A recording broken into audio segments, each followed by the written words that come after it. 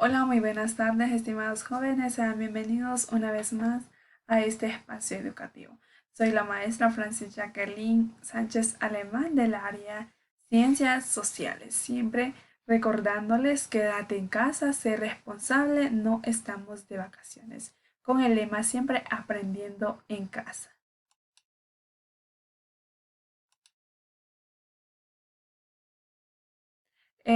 Esta clase va dirigida a lo que es la asignatura de Sociología, grado décimo, y el tema que vamos a desarrollar el día de hoy, teoría de la estratificación social. Las expectativas que me he planteado para el desarrollo de este tema son las siguientes: conocer algunos elementos y criterios que se toman en cuenta en la organización social, analizar las diferentes teorías de la estratificación social. Bien, acá tengo una pequeña exploración de conocimientos previos que vamos a responder las siguientes preguntas. ¿Qué entiende por estructura social? Muy bien. ¿Qué es estatus?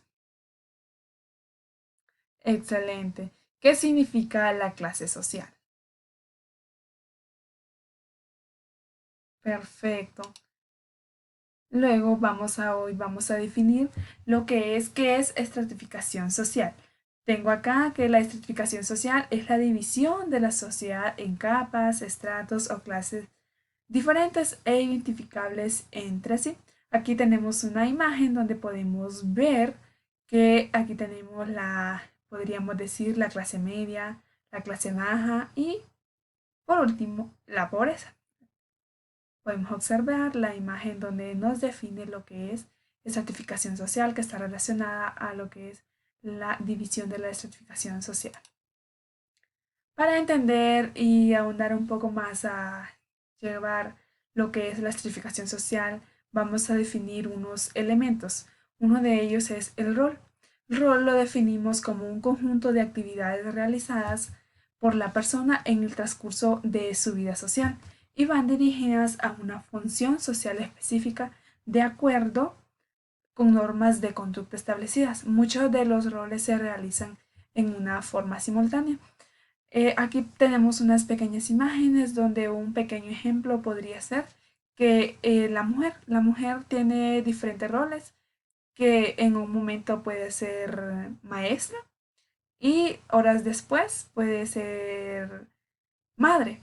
Entonces, podríamos decir que la mujer hace diferentes tipos de roles, de ama de casa, de maestra, de, de policía, podríamos decir, y de madre, de esposa, de hija. Son los diferentes tipos de roles que se hacen o se desarrollan en momentos diferentes o en tiempos diferentes. Luego tenemos acá que estatus. Estatus lo podemos definir. Estatus se define la posición social que la persona ocupa en la sociedad, especialmente en los grupos sociales de los cuales forma parte. Aquí tenemos unas imágenes donde las podemos observar. ¿Qué podríamos decir? Un estatus. Un ejemplo claro sería el estatus de un presidente es diferente a un estatus de un ministro. O también podría ser que el estatus de un maestro es diferente al estatus de un alumno. A eso nos referimos cuando hablamos de estatus. Y luego tengo acá otro término que es la clase social. Clase social se define como grupo social que posee la misma posición económica en la sociedad. Cuando estábamos aquí tenemos una imagen donde podemos decir que la clase alta sería esta, ¿verdad? Y luego tenemos la clase media, de ahí la clase baja. Cuando nos hablamos de clases sociales, cuando grupo social que posee la misma posición económica, que comparten los mismos recursos económicos, las mismas costumbres, se podría decir así, cuando estamos hablando de clase social. Y el otro elemento es el poder. El poder es la capacidad de controlar las acciones de otros y el fenómeno es frecuentemente asociado a la autoridad, es decir, un derecho de mando reconocido. Luego tenemos acá que dice que todos los seres humanos somos iguales, pero la sociedad ha creado diferencias imponiendo categorías económicas, culturales, estéticas, de raza, de sexo, entre otros, dando esto origen a lo que es la estratificación social. Ok, aquí llegamos a lo que son las teorías. Teorías de, vamos a mencionarlas así. Una teoría sería de Carlos Marx. Carlos Marx es un gran pensador, es sociólogo, que dice que el factor principal de la estratificación social es la economía. Para Carlos Marx decía que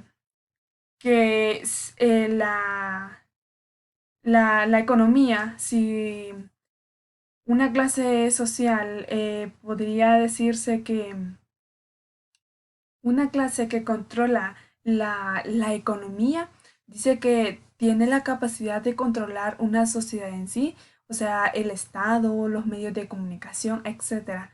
Para este sociólogo, lo principal, el factor principal decía que era la economía. Además decía que era materialista. Se centró más que todo en los medios de producción. Este es el gran sociólogo Carlos Marx. Luego tenemos la teoría de Max Weber.